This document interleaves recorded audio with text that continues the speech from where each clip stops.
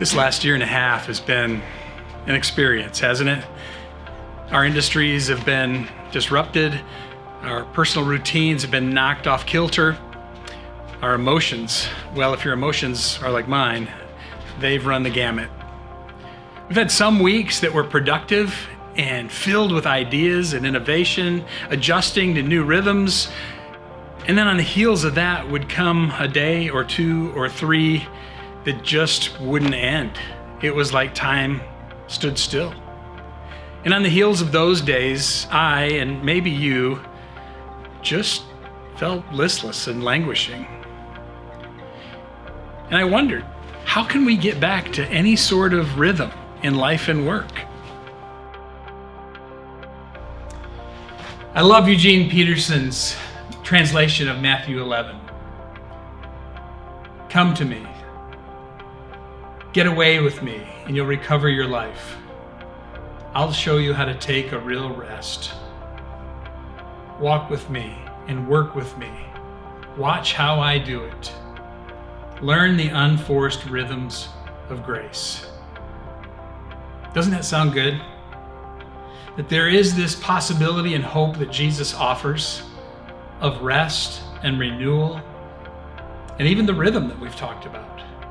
And I really wanted to remember, what were the rhythms in Jesus' life that might pour renewal back into our hearts in a season like this? I think the first one that comes to mind is the time he spent alone with his Father. How often does Scripture say that he would withdraw to a lonely place?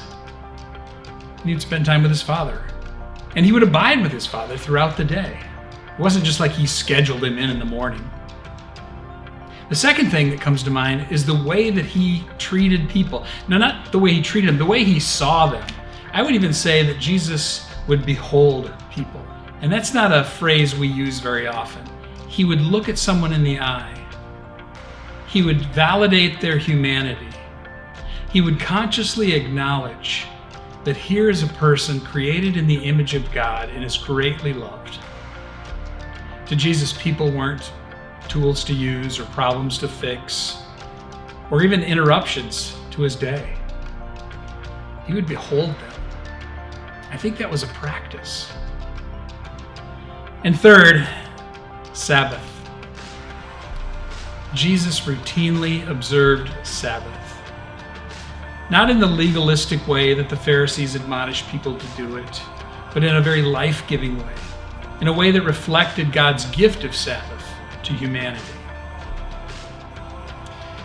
You know, work and rest are always going to be connected. They're related.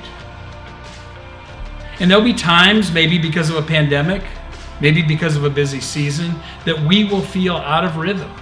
But I believe that the practices that Jesus exhibited have potential to renew our hearts in seasons like this and give us rest from our work, rest for our work, and even rest in our work.